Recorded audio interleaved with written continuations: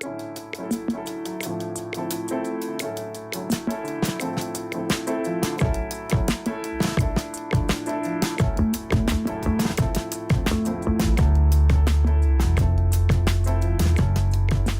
people don't understand is that housing and health go together, and really to live in a house and be happy, you've got to have a healthy home. So that's what we're talking about today. CLEARCorps, the organization I represent, and there's lots of materials in the back, was founded in 1999. And when we were founded, we were mostly a lead poisoning prevention program, because at that point, 20% of Detroit kids had lead poisoning. That's 1 in 5 kids. Lead poisoning creates all sorts of issues for kids, and we'll talk about that in a little bit. But at some point, we looked at other issues in Detroit, and we realized that now 20% of Detroit kids have asthma. And I don't know if you know families with children with asthma, but it is rampant in the city of Detroit. Kids that are as young as 6 months and then all the way up to 18 have asthma. And we've done a bunch of policy work to try to change laws on this and raise money so that the state has enough money to help us with lead issues. So what is the connection? And that's what we're going to talk about today. What is the connection between health and housing? So our objective is to help you know as you're looking for housing, or if you're already in a house, you're going to renovate your house, how to do it safely and make sure we don't make things worse for our families. So the first part we're going to talk about is asthma, and as you can see, one thing leads to another. So in this case, what's wrong with the first picture? Who knows? The water's draining away. Exactly. Huge issue, something everybody forgets about. My next door neighbor has a downspout that's going right down, and you know they're going to get problems in their basement, and that's what happened in this case. I'm not even sure what that bottom left picture is. I think it's a furnace filter, but definitely all these things exacerbate this child's asthma. I don't know, I can't, not sure. Asthma, as you probably know, is chronic. We're never going to make it go away, but we're going to keep it under control. And children with asthma struggle. So we want to make sure that the home doesn't do anything to exacerbate the asthma.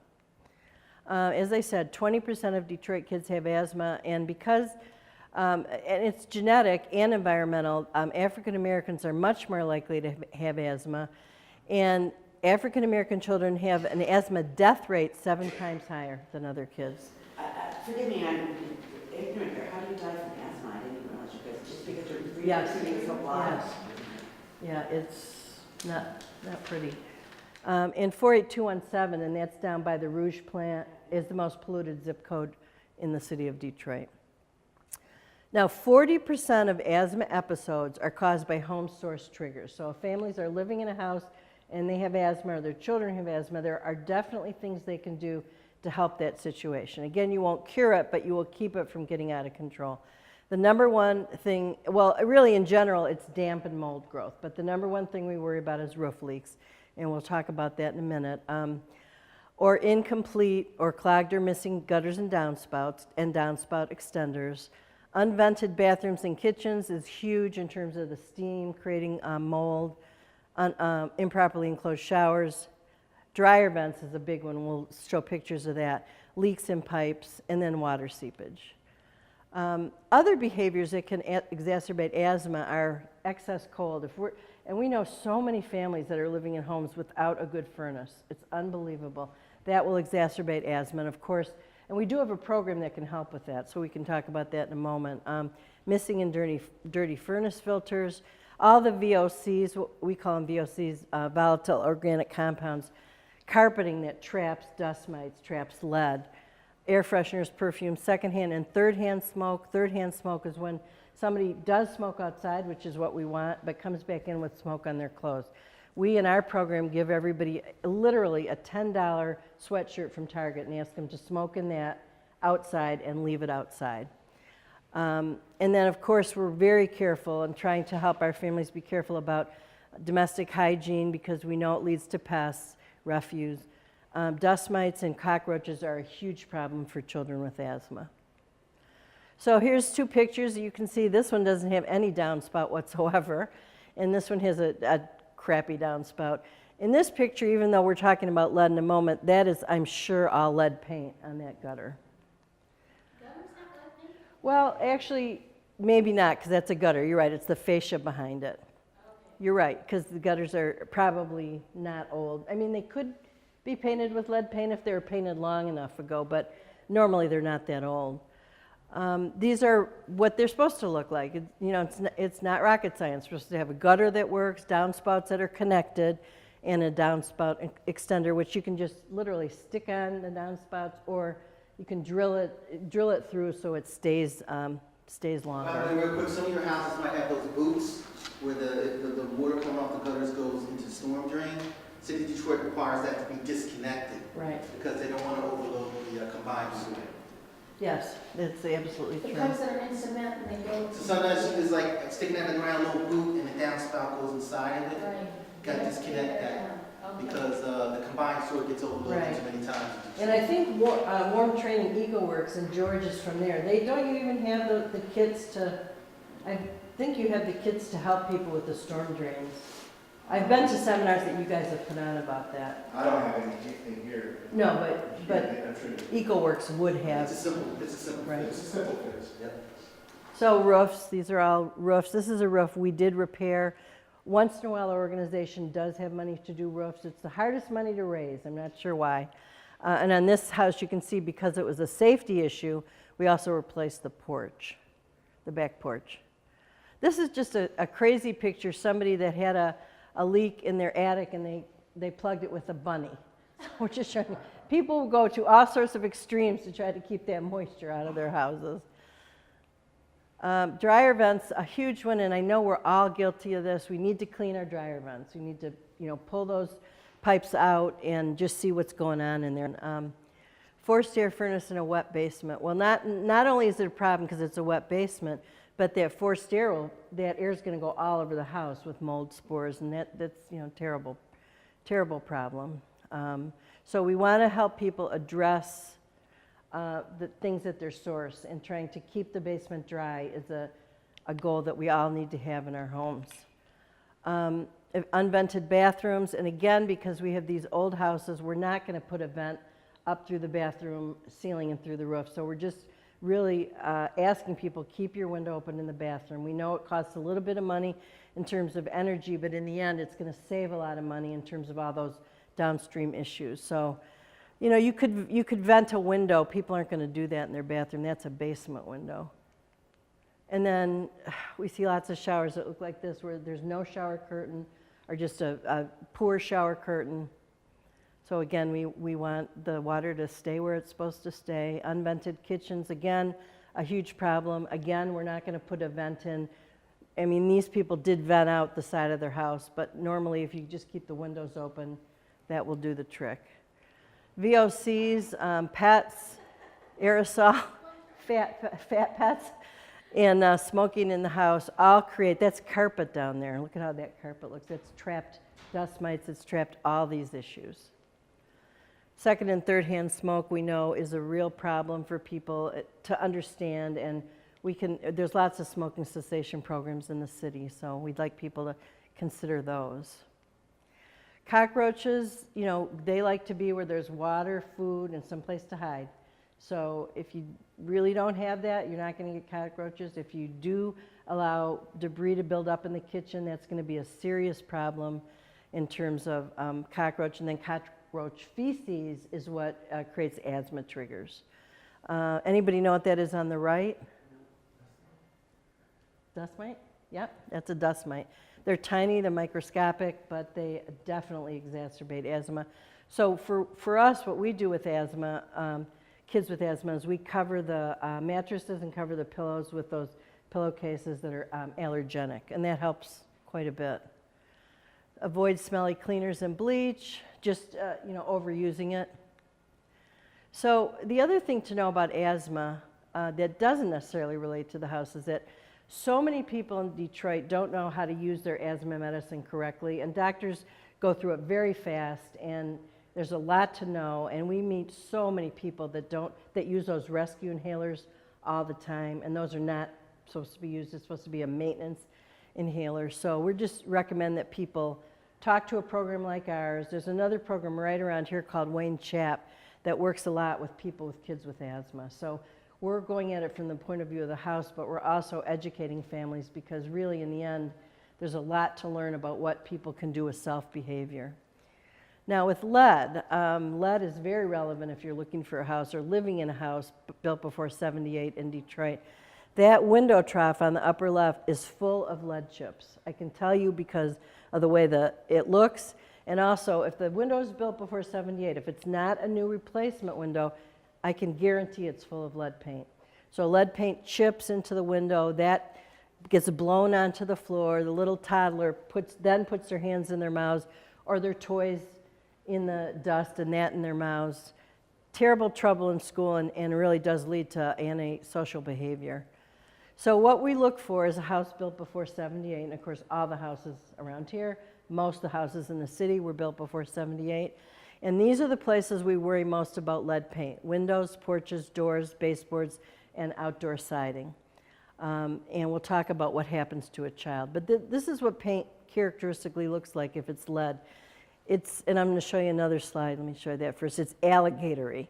That is lead paint 100% of the time. So if you see paint that's kind of alligatoring, then you're going to for sure worry that it's lead paint. And pretty much, unless it's new, the component is new, the porch is new, it is going to be lead paint. So these are examples of lead paint in many different places. An old house with wood siding that looks like that, it's always lead. Baseboards. So lead, are you familiar with a little bit about what lead does to kids? Basically, it creates lowered IQ, terrible behavior problems because they lose the ability to have executive functioning in the brain, it's called. And so these kids are very frustrated and very out of control. 7 times more likely to drop out of high school, 6 times more likely to be involved in the criminal justice system. This is a problem not just for the families with lead-poisoned kids, but for all of us. And it costs the state about $330 million annually, costs the city money, and the money is in special ed costs, it's in incarceration costs, lost school days, lost work days.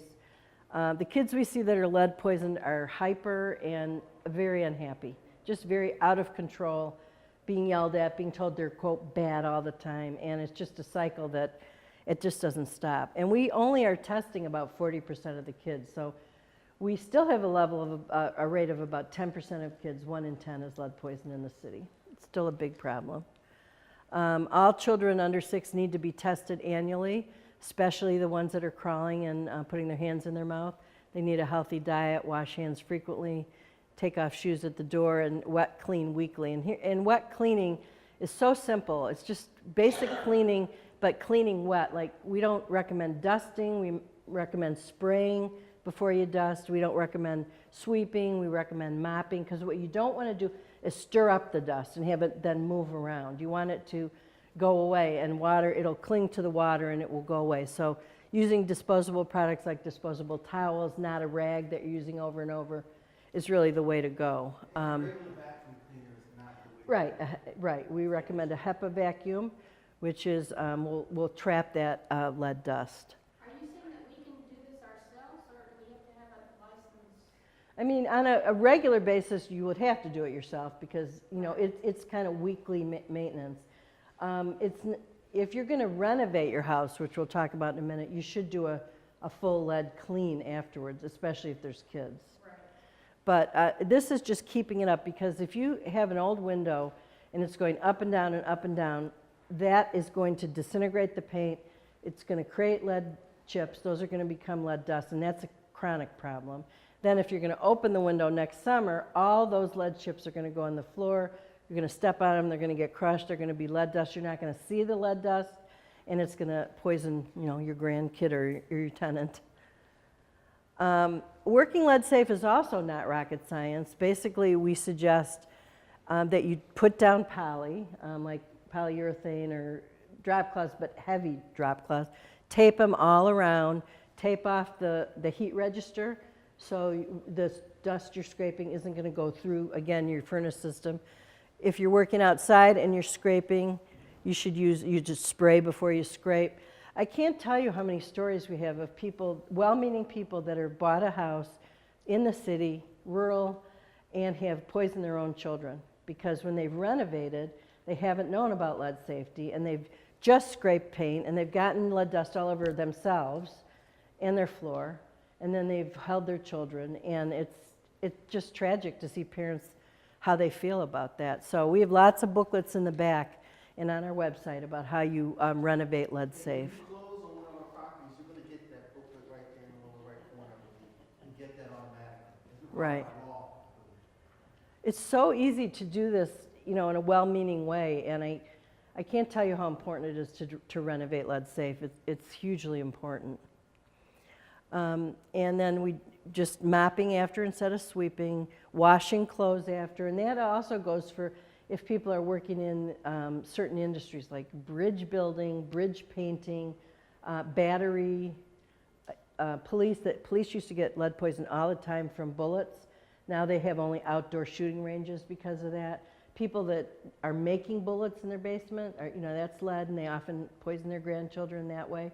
So if you're working in, anybody's working in those kind of industries, they need to wash their clothes, and if they're smoking, they need to wash their clothes before they hold any children. Now, if you're going to be, is anybody here going to be a landlord, a rent out property? Okay, so do you know about this renovation, repair, and painting rule, the RRP rule? I might, but I don't know if I did, but go ahead and explain it. So the EPA has mandated, this is fairly new, that if you are going to do any work on anybody that's doing work on a house built before 1978 that is going to be paid to do that work, so it's not you on your own house, has to be RRP certified or they can be fined by the EPA. It's an 8-hour course. You learn how to do what we just talked about, work lead safe. And every landlord that's working on their own property, if they're doing the work physically, if you're paying to do it, that person has to be RRP certified. If you're doing it, you have to be RRP certified. There's information about that in the back as well. If you are buying a house and you really want to know for sure where's the lead, then what we would recommend is you hire a lead inspector risk assessor, and that person, it's not cheap, it's about $400 or $500. We'll take this thing called we'll call it an X-ray gun. It's an XRF machine, and that measures the lead, and they go through every surface, every window, every door, every floor, every component of the porch, every baseboard, and tell you where the lead is. And now, Let me add real quick. Some of the houses in the auction were purchased with federal dollars through the Neighborhood Stabilization Program. So when you close, you're going to get that survey, that risk assessment report that tells you where the lead is. That's And you'll excellent. get one for asbestos.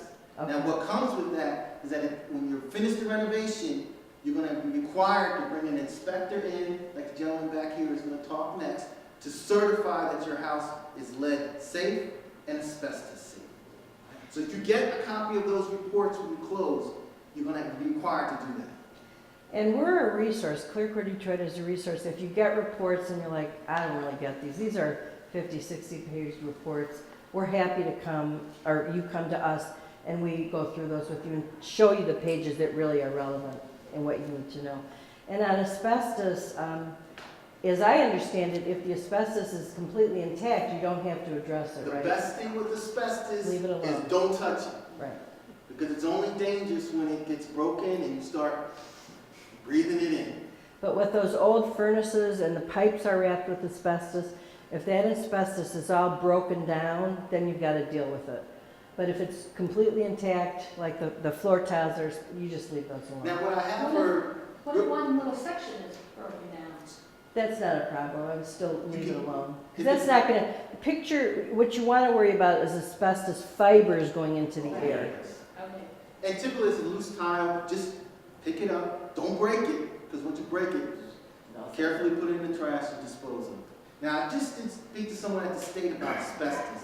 And something you might run into, a lot of these basements have the 8x8 tiles in the basement. Right. Now, you might be deciding to just leave it, which is what we just said. And cover it if you Now, want to. there is some concern if you want to put carpet on top of asbestos tile, or you want to put some sheet goods over it. Some manufacturers will get rid of that warranty. You'll lose that warranty because they want a clean concrete surface to put that stuff on. Also, if you go to Home Depot and they come, he was warning me, if Home Depot comes out and they find out they're putting a carpet on top of asbestos-containing tile, they're not going to install it because those tack nails Oh, interesting. damage the tile. Right. So they walk right away. So just a warning, if you're going to leave it intact, think about what you're going to put on top of it and whether it affects the warranty or if the folks installing it will do it, okay? Well, what's the solution then?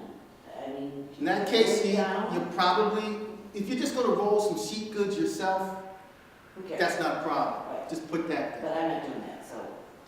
I don't know, you'd have to really talk to them and see what they're open to and willing to do. I would tell you, we would never, ever put carpet down a basement. It's just It's stupid.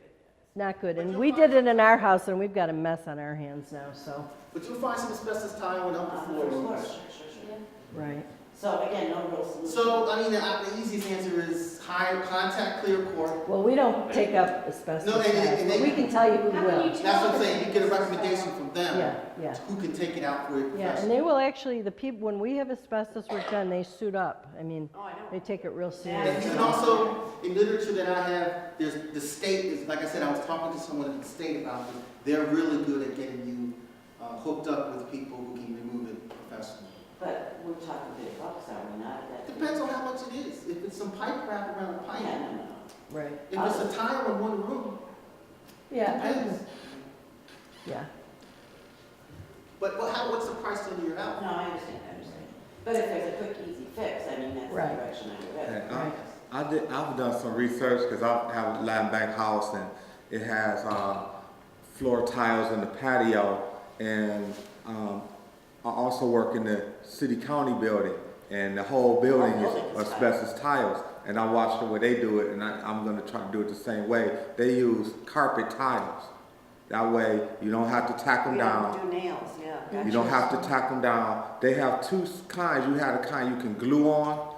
That's not really recommended, because then if you have to remove Rip it it, up. now you're gonna pull up the asbestos tiles, and then that'll have to be remediated and everything. But then they have a kind that doesn't glue down. I guess it has kind of a rubbery back, and when you put it in and when they all lock together, you know, it's holding it in. And then if you have any problems like a spill or say even in the Take that basement, tile out. they're easy to just take off. They're cheap, easy to do yourself. It's almost like a floating floor.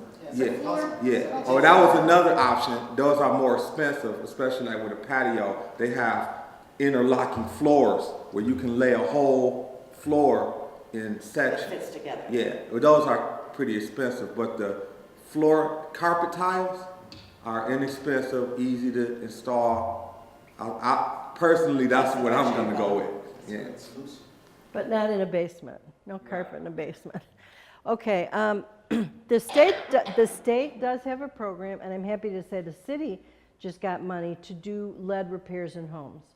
So if you have a house, and this can be for owner-occupied or rentals, if there's a child under 6 living in the home, you can come to us and we can direct you to the city, our program or the city's program.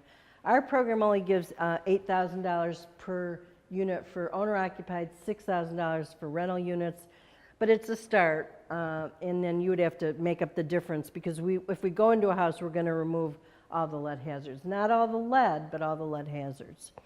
So that's the Lead Safe Homes program from the state of Michigan. The city's program probably won't open until after the first of the year, but they have quite a bit of money. They'll be doing about 250 homes over the next 3 years, lead removal. Removal. Is there a list of these homes, or do you just? No, this is if you own a home and you want to get the lead remediated. Okay. Yeah. Really quick, safety. Things I'm sure you probably know, but need to be reminded, is carbon monoxide. It can be a huge problem in old houses in terms of old appliances, old furnaces, and we have had any number of houses where we've put in a carbon monoxide detector that has gone off. We've had to get people out. People are using their stoves to heat their homes, and that's not good. In terms of where we put CO, George, we put CO detectors at about eye length, right? Eye height? Right. Are there rules about disposing of old furnaces that we might come across and how to get rid of them if we want to replace it? That is a great question. I'm not sure. Do you gentlemen know how to? If it's an old gravity furnace that has, it's like iron core inside, and it has asbestos on the outside, you have to get it mediated, get it out of there. But what about like forced air furnaces that are just old and inoperable, Oh. or those oil tanks that are in there. Oil What do you have to do?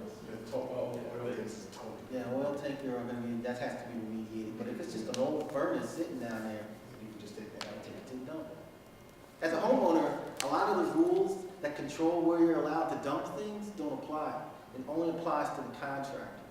I'm not saying it's the right thing to do, but you just dump it. Dump it like what? Well, Scrap- you're- Take it to the scrapyard. Your Most of the HVAC time, contractor will know where they Okay. can put it. I'm The best assuming way you're is gonna that the get a contractor, contractor. yeah. Right, right, and again, you can call us, but we would just call our HVAC guy and ask him. Okay. Fire extinguishers, does everybody know where they're supposed to be? This is code, this is city code. George, you wanna? Fire extinguishers right now for city code has to be in each bedroom. Fire And- extinguishers? I mean, Smoke smoke detectors. Yes. Smoke detectors each bedroom, and in the hallway. within 5 feet of each bedroom door, so in our hallway. So it's this diagram here. Okay, so one in each bedroom. One Yeah. in each bedroom. What, here, smoke alarms on each level, in each sleeping room and outside the sleeping area. See it right there? Smoke alarms on every level and in each bedroom, sleeping room. And that could be not a bedroom, that could be somebody's living room, and outside the sleeping area. All right, so if you've got, like you've got up there, you've got a hallway with 3 bedrooms up on the 3rd floor, you only need 3 smoke detectors, is that correct? Let's just put one in the hallway. That's, Just put one in One one. outside the as sleeping long as it's areas. within 5 feet of the door to that bedroom, that typically is a hallway. Now, I recommend now, when you got battery operated fire extinguisher with 9 volt, go with a lithium battery. Lithium, Because they're 10 years. 10-year battery. get the lithium. The other thing, just again, as homeowners or people that live in homes versus a home you're looking to buy, we strongly recommend everybody has a fire escape plan. That's having you and your kids knowing, how they're going to get out a few different ways. And so important is finding an outdoor meeting place that you know you're meeting at the tree across the street, so you know everybody's out of the house. Falling on stairs, just beware as you're looking at houses or living in a house. So many bad stairs in the city of Detroit, and no railing. So please make sure that that's part of your renovation plan. Everybody knows about home security, but we urge at least window locks, a security door, and some flood lighting at minimum. So our program, this is the last slide basically, we do healthy homes and asthma. We have a program that helps with families with children with asthma. We have the Lead Safe Homes grant that you saw, and we also have a program where folks that live in a home, and if their DTE bill is in their own name and they own their refrigerator, we can replace the refrigerator for free. This is a DTE program. So you have to own the refrigerator and own the bill. And then if the refrigerator was built before 2000, we also have a program that's not up there where we'll come out and test the furnaces and clean the furnaces, and in some cases if we have to replace a furnace. So this is our energy efficiency program. And of course, we do the requisite education. We have an Elmo, a full-size Elmo that the kids just love, and that's us educating in Lansing, educating legislators in Lansing, and we're in the same outfit. It's my one good outfit. So thank you very much for listening, and I hope we've given you some things to think about.